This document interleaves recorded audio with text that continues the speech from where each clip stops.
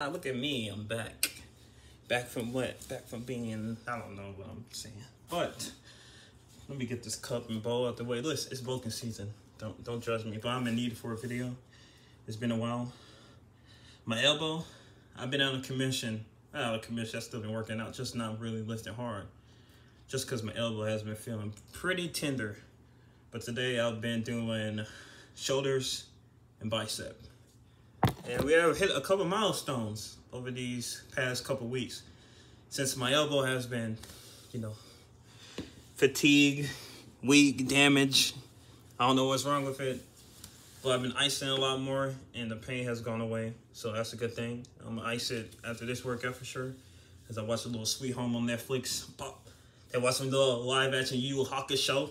Hey, I thought it was gonna be a movie, but it's a show on Netflix. I hope it's good. But I've been doing legs like crazy. I could tell my quads have gotten like twice as big.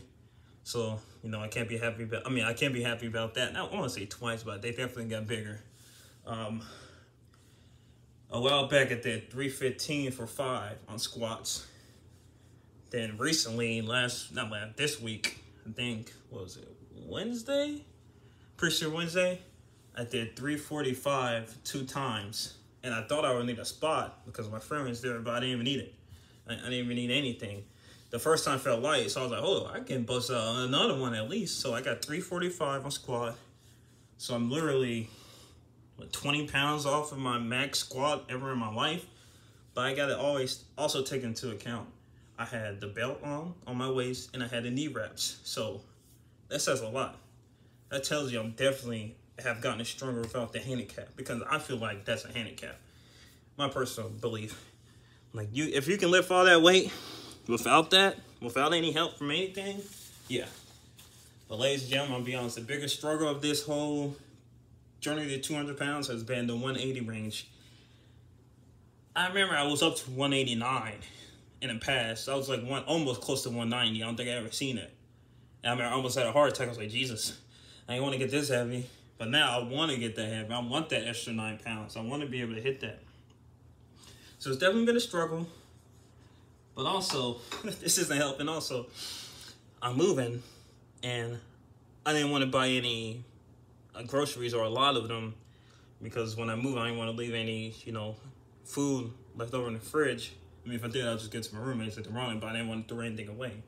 So, yeah. I barely have any food in the fridge. I still got food. It's not like I'm starving out here. There's people out there doing worse, I always think about that. I can't say no. God can't. Jesus will die for you. I want, what I want. Yeah, the 180 range has been very, very, very hard. It has definitely been, I've been battling this. It has definitely hit my mental state. I just wanted to put on that weight. I never thought I would want to put on weight so bad compared to losing weight. But I have never wanted something more for my body, like working out wise. Just trying to hit this 200 range. Like, I'm 20 off. Like, I gotta also remember, I can't be hard on myself. I was at 160 before, and now I'm at 180, so that's literally 20 pounds gain. I mean, I can see it. Look, I can see it, and I know that, no shit, I put the weight on, but my strength gains have went up tremendously.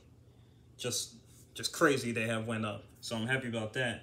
I haven't been bitching heavy because, like I said, my elbow, it's not even my elbow. It's like right under this bone, like around here, like around, maybe on this bone with me.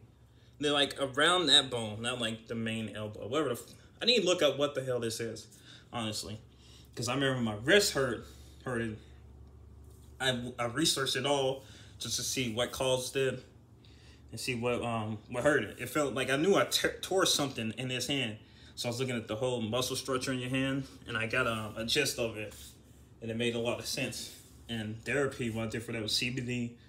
I iced it. I massaged it with a massage gun. I've been massaging my elbow myself. I don't have a massage gun. Shout out to my friends. I need to buy one. No, I need to buy one of that. I'm going to buy one in the future, 100% for sure. But yeah, that's honestly about it. I'm happy the most about the squat, the 345 2 times, and I was just, like I said, no wrap, no knee wraps, no belt, no nothing, just me.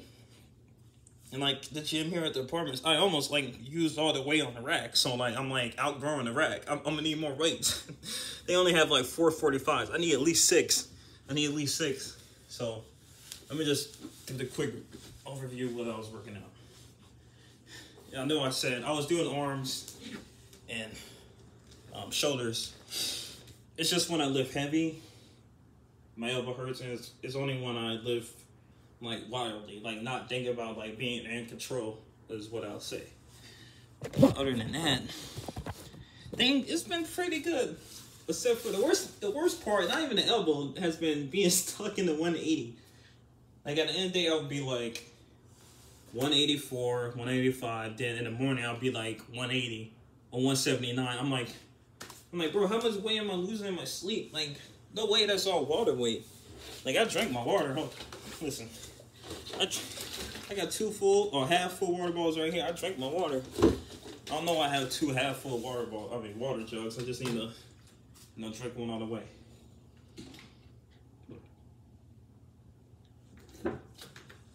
So I'm definitely staying hydrated. Anywho, let me break down this workout. It's nothing crazy. I think I did about like 50 each on the curls. But like I said, I haven't been able to lift heavy upper body, but I still have been able to get a good pump in at least. Going slow with the weights help out a lot. Gives me a good pump, a different kind of pump than just going throughout the reps. But this has honestly been a blessing in disguise. I haven't been neglecting legs, but I felt like I could have been doing more this whole time, pre-elbow injury. So I am thankful for, I don't know how to properly like flex your quads. I haven't looked up any poses, by the way. What can I do? I'm curious to see how much I weigh. I know it's like the middle of the day, but I gotta check at least.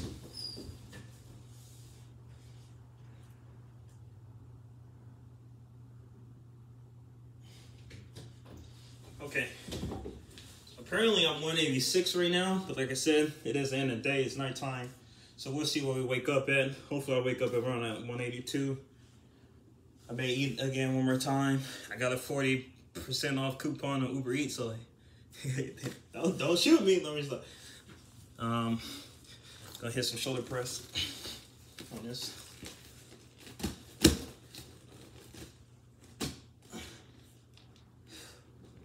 Oh my, I can't lift this. The one time I record, I can't find any balance on this.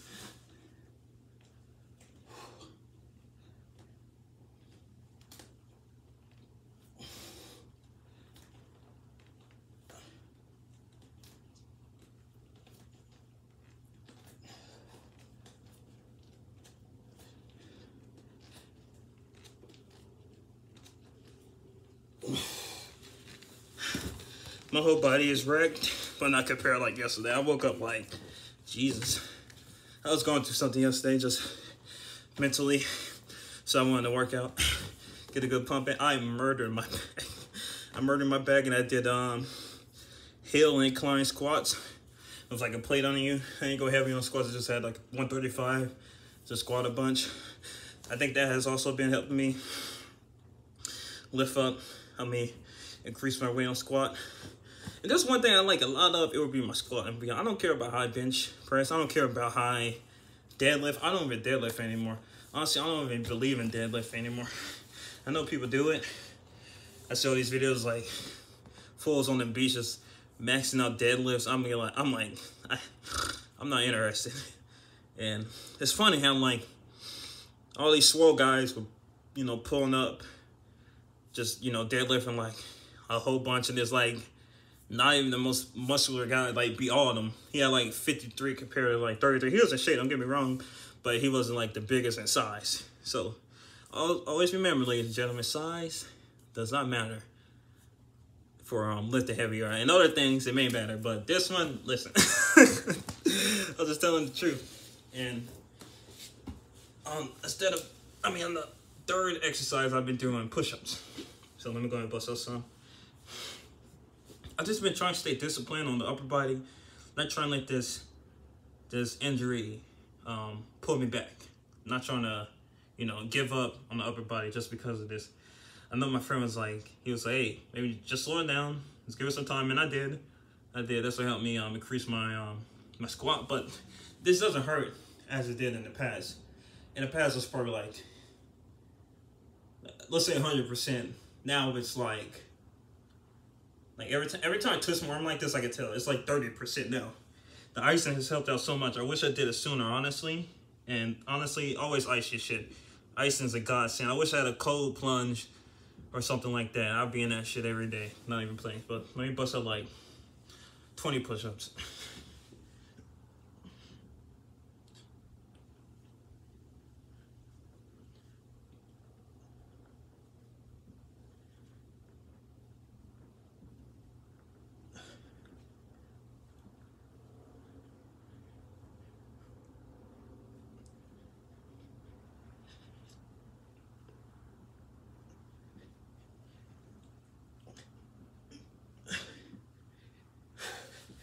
And might as well talk about recent events. UFC 296, Leon Edwards versus Colby Covington. I'm gonna be honest. Colby was growing on me. He was. Colby was growing on me throughout this whole year, I say. I ain't have no problem with Colby. I was like, you know what? I wouldn't be mad if Colby won. I remember saying that shit in my head. But after that press conference, I was like, Colby, listen.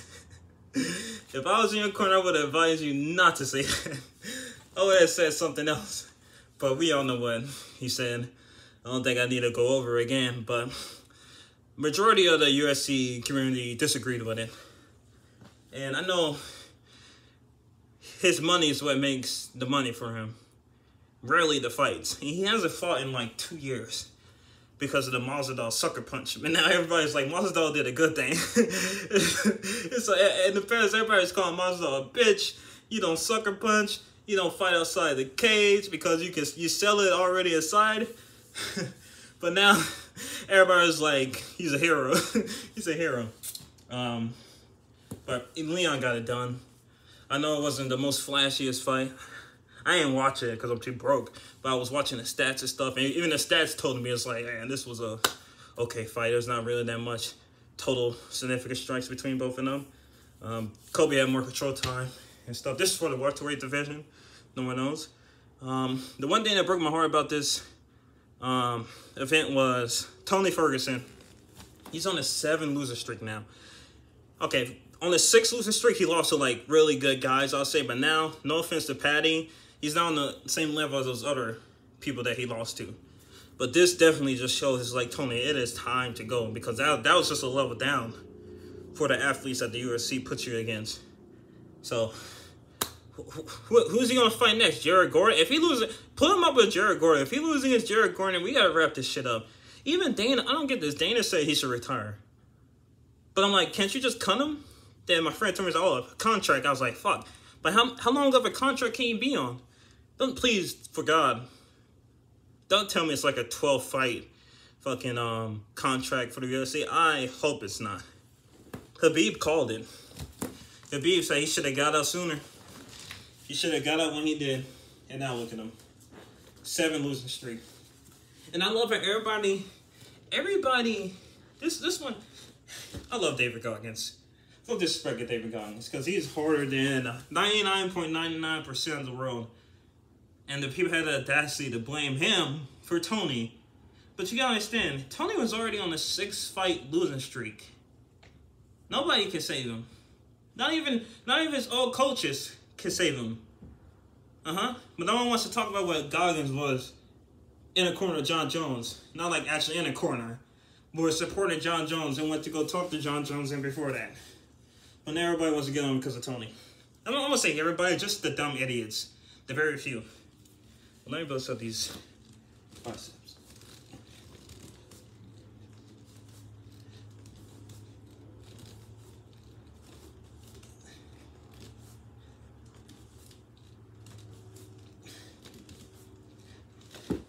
And like, you know, let me just bust out everything.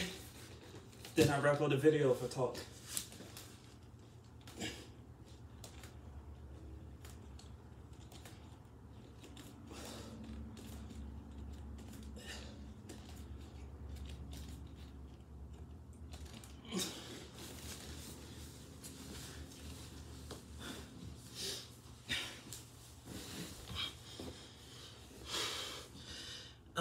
Shit. I think I got like 20 more push-ups at this. I want to do 50. So I got to bust out these last 20. Yeah, and I'll wrap this shit up. Oh my God. Fucking tickle my nose breathing in. Jesus.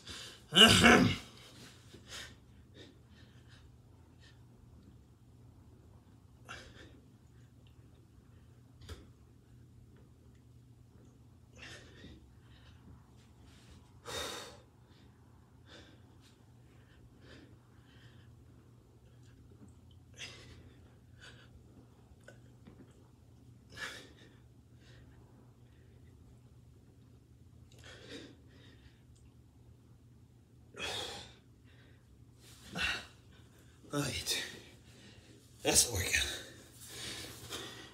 Here's a quick one for today. Let me get all close and personal.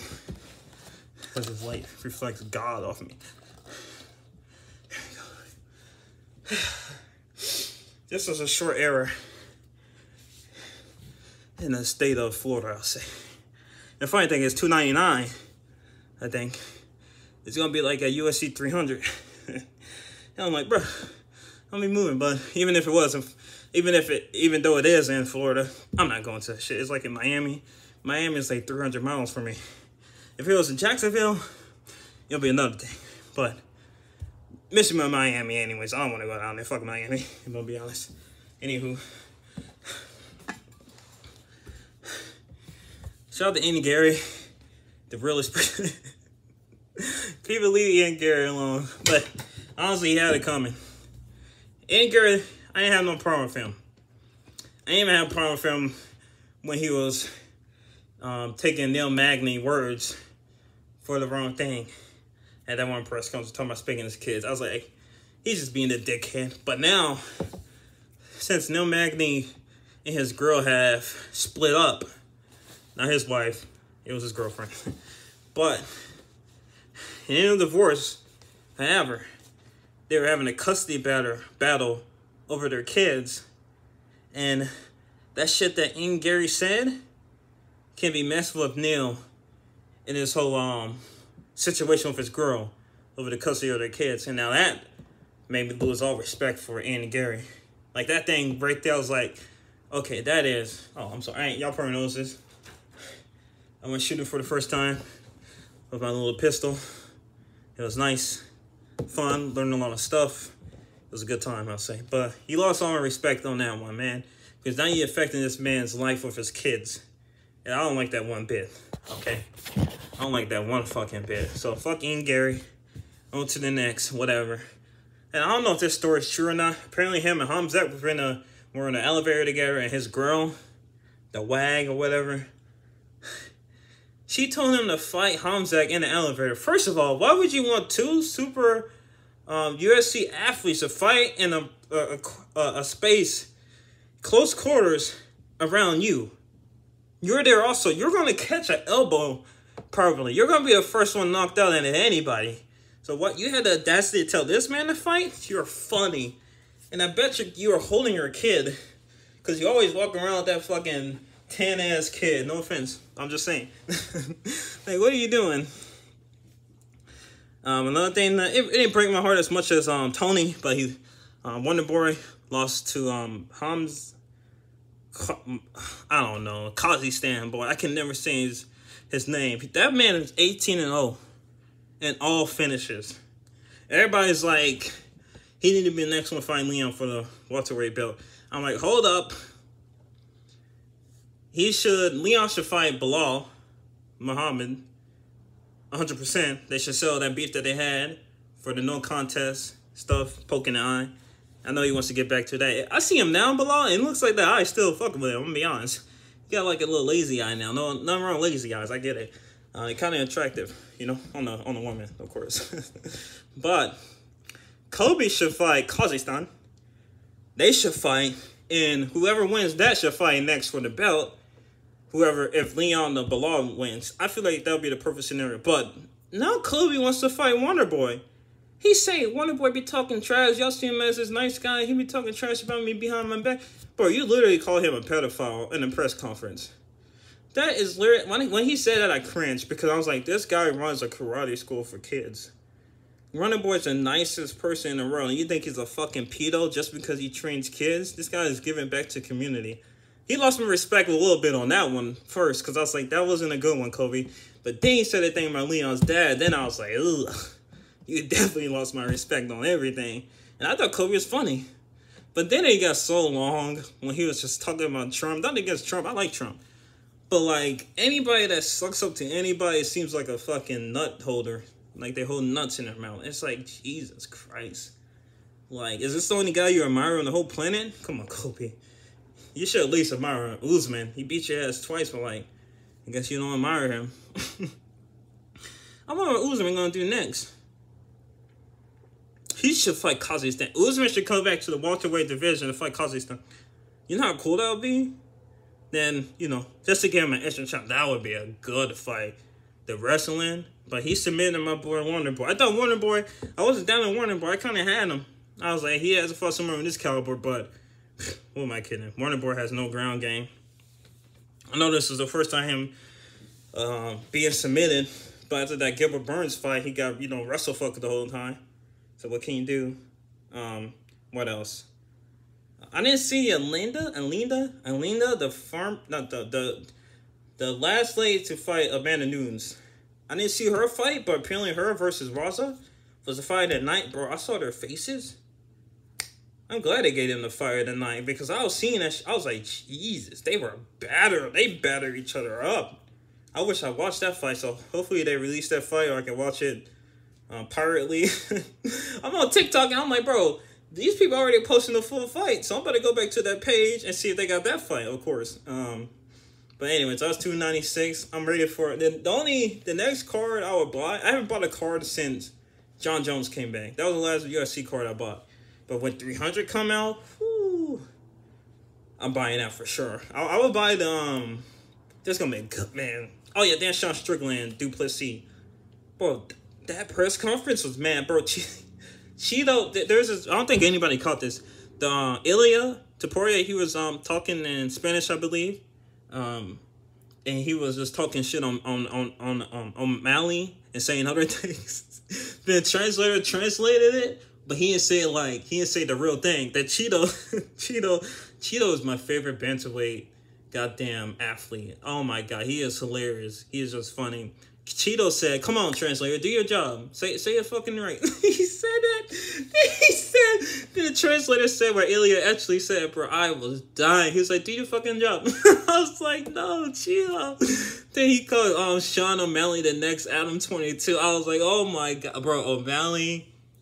But you can't come back from a polyamorous like relationship. You can't. You can't, especially in this game. You can't, man. You can't. Even if you get in all detail, it works both ways. You know they gonna bring up your girl. Like, you can't. And Sean's girl is fine, I'll be honest. But it's like, it amazes me how he wants to be, you know. I don't get, you know, that's a whole nother can of worms. I don't want to talk about it. I don't want to talk about it. But Cheeto, I love him. Next year, it start with a bang. We got Ilya versus Volk. We got Sean versus Duplessis. And we got Cheeto versus Sean. I'm really looking forward to it. The Cheeto, Sean.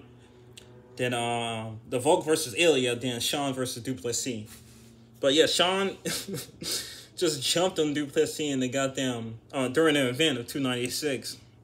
It's just hilarious. I love it. But yeah, I just want to update you on the workout journey. It's been good. I'm trying to keep my mind right because it has been a battle, not just physically. It has been more of a battle of my mental state of trying to, you know, put the numbers on. And also trying to force feed myself. That's also the hardest part. The working out is easy. I'm used to working out. I'm used to going through that pain, that fire, whatever. But just the extra, like, that, like, at first, I didn't get what people were saying. They were like, man, eating is the hardest part. I was like, how? How's eating the hardest part? Now I get it. I get it 100%. But thank you, beautiful people, for letting me take some time here today. It's been motherfucker. I was about to say Mr. Right. I still can go by Mr. Right. Mr. Right, Malcolm, I don't give a fuck. But I catch you on the next one. Peace out.